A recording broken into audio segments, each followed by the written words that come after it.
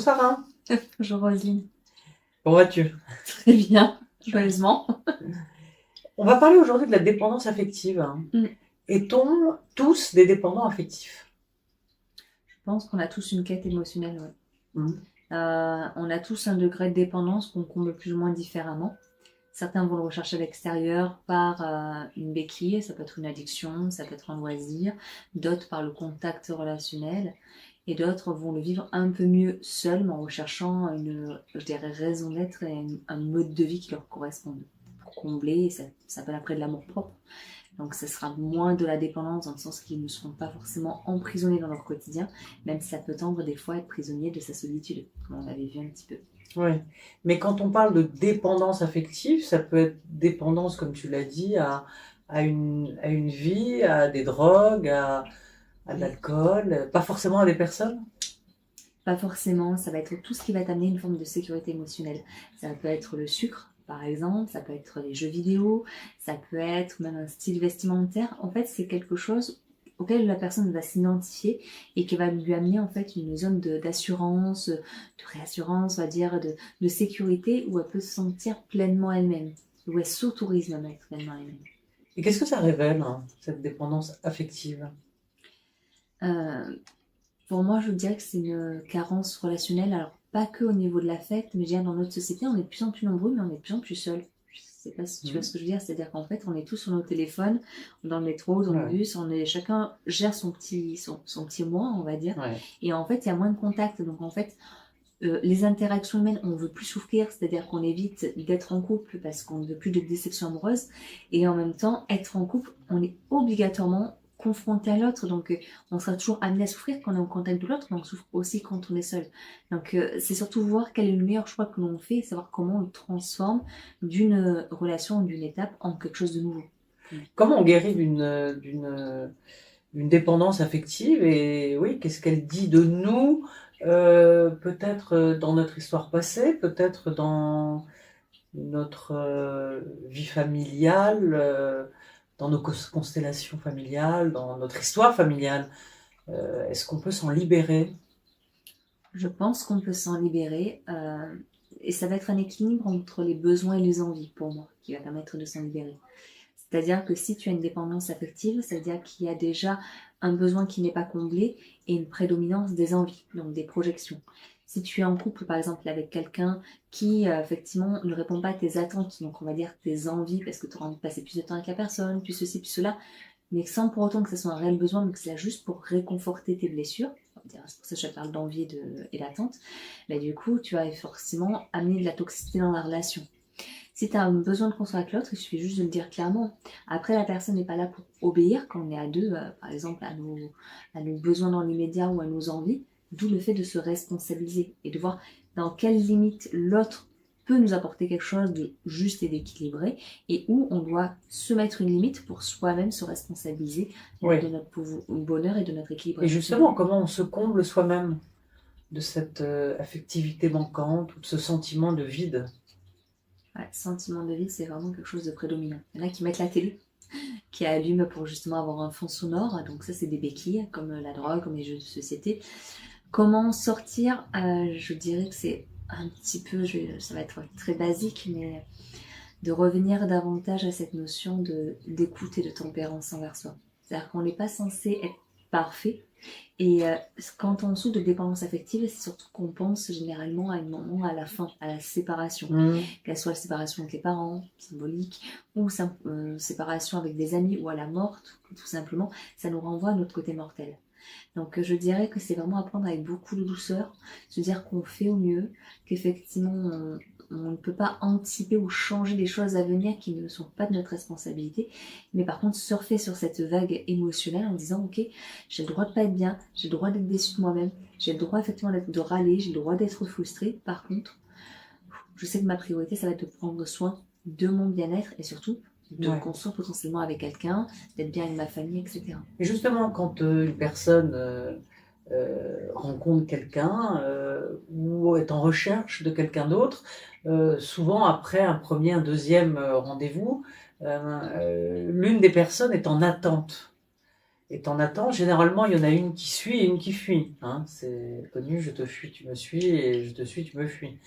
Euh, c'est vrai que c'est délicat dans une relation qui démarre, de tout de suite tomber dans cette dépendance en ayant peur que l'autre ne rappelle pas, que l'autre vous abandonne, que l'autre prenne la poudre d'escampette en fait. Ça, c'est dur à gérer. C'est dur à gérer. Et ça renvoie encore une fois à cette notion pour moi d'attente et de projection future. Si on a peur de perdre l'autre, c'est que pour nous, on a l'impression que l'autre vient combler quelque chose. On ne peut pas perdre quelque chose. Enfin, si on est complet, on ne peut pas perdre. Tu vois, ça ne viendra pas de Qui l'extérieur. est complet?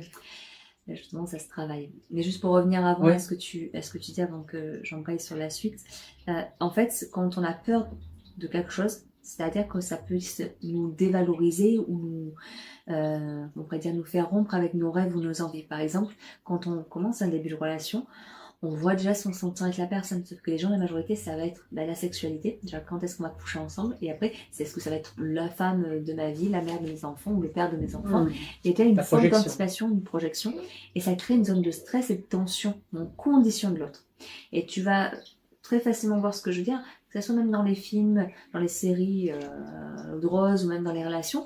Au début, tu as la fleur bleue, les gens sont bien. Et à un moment donné, quand le statut de couple se pose, ou la statut marital de famille, mais en fait les gens sont plus fatigués, plus aigris, plus en colère, plus conflictuels, moins de communication. Parce qu'en fait, ils jouent un rôle.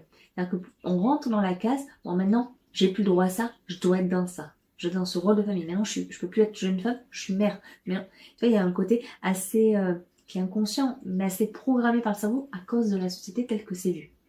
Oui, puis quand on commence à se sentir en sécurité, finalement, que les choses sont gagnées, en quelque sorte. Gagner et ça, c'est piégeux. C'est piégeux, et puis ça, comme on dit, l'amour, ça se cultive. Donc, c'est des petites actions au jour le jour qui vont amener un peu plus de résultats. Dans le résultat, ça ne veut pas dire qu'il y ait une attente, mais ça veut dire que si on ne nourrit pas la base de la relation, effectivement, rien ne vient. Et dans la dépendance affective, les gens ont tendance à en faire beaucoup trop, pas assez, ou à avoir des comportements assez extrêmes des fois pour faire réagir l'autre, pour être sûr de ne pas être abandonné. Par exemple, tu peux avoir très bien des hommes qui souffrent de dépendance affective, mais pour autant qui vont repousser l'autre au maximum pour voir si l'autre va leur courir après. Donc, parce que la dépendance affective peut être associée à des blessures d'abandon ou de rejet, voire même oui, c'est l'autosabotage. C'est de l'autosabotage, totalement. Mais c'est très dur à trouver un remède, je dirais. C'est dur. Trouver un remède pour tout le monde, c'est compliqué sur la dépendance affective. Oui, c'est un sujet complexe et un sujet, en fait, à régler avec soi-même. Personne ne peut véritablement...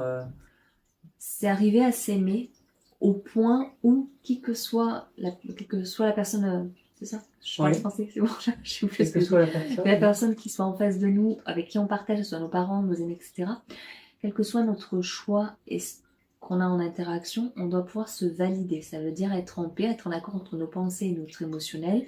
Et surtout, si tout le monde disparaît du jour au lendemain, oui, il y aura de la tristesse, mais on ne doit rien regretter. Tu vois, c'est-à-dire qu'en fait, dire oh, on fait le maximum, on fait de notre mieux. Les personnes en face de nous, de toute façon, ne durent qu'un temps. On ne sait pas pour combien de temps. Ça peut être une journée, une heure, ça peut être une personne que tu croises dans la rue, ça peut être une personne avec qui tu passes 10 ans, 20 ans, 30 ans. Mais à un moment donné, il y aura forcément cette fin. Donc de savoir que de toute façon, il y aura une fin qu'on ne peut pas la savoir ni quand, mais qu'on chérit plutôt la relation, pas dans la peur de cette séparation, de cette fin, mais plutôt dans le bonheur du partage avec l'autre, ça va calmer la notion de dépendance affective. Et il y a l'idée du manque aussi dans la dépendance affective, il y a le manque de l'autre. Oui. Le manque, parce que des fois, c'est des choses qu'on aimerait pour nous-mêmes. Tu sais, on dit souvent que l'autre, c'est une partie de notre miroir. Oui. Et généralement, effectivement, quand on a une attente chez l'autre, c'est des choses qu'on admire parce qu'on ne se sent pas digne de les avoir. C'est de l'éloquence, c'est du charisme, c'est du courage. Mais pourtant, c'est des choses que l'on peut cultiver en nous.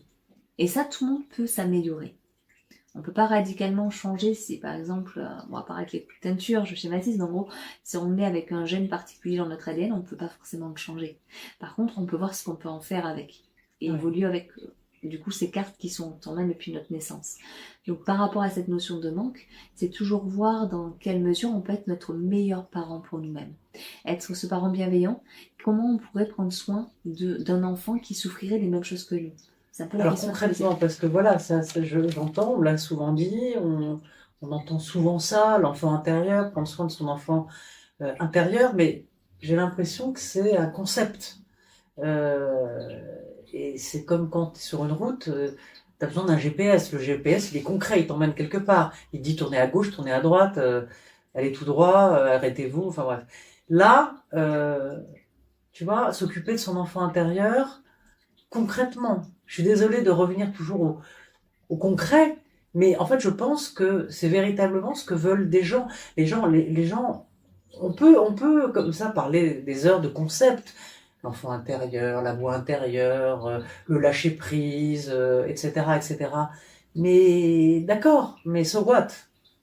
Excuse-moi, Non, mais tu as tu vois? entièrement raison. Mais j'ai pas parlé d'enfant intérieur. Non, Non, justement. C'est se c'est moi. Oui. considérer. Exactement. C'est pour ça que là, le conseil que je mets, c'est considère-toi quand tu es en souffrance ou en manque affectif que tu es un enfant.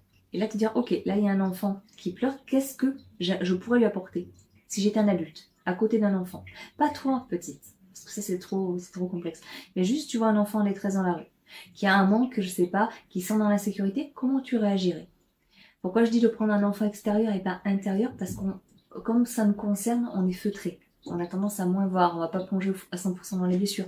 Donc juste de prendre effectivement une vision, c'est de la visualisation, de dire ok, là je me sens dans un manque, par exemple, je sais pas, il y a le chocolat qui a été acheté, le partenaire a tout mangé et je me sens comme rejetée parce que j'ai pas été considérée parce qu'il a tout mangé alors que c'était pas contre soi, ni pour soi qu'il a mangé, c'est pour lui. Mais là, il y a un enfant qui a un manque de chocolat. Qu'est-ce que je pourrais lui dire? Qui pleure parce qu'il comprend pas pourquoi il en a pas. Qu'est-ce que je pourrais lui dire? Et en fait, c'est de trouver des injonctions reprogrammatives par rapport à toi, ce que tu auras entendu dans ton enfance. Parce que si tu souffres de dépendance affective, ça veut dire que dans le noyau familial qui s'est construit, c'est pour ça que je dis pas, c'est pas intérieur, on va y revenir après de ce que ça signifie, mais les parents t'ont donné un code d'action-réaction. Par exemple, quand tu tombes, pleure pas, t'es un homme, pleure pas. Donc on a des injonctions. Et de soi-même se remettre en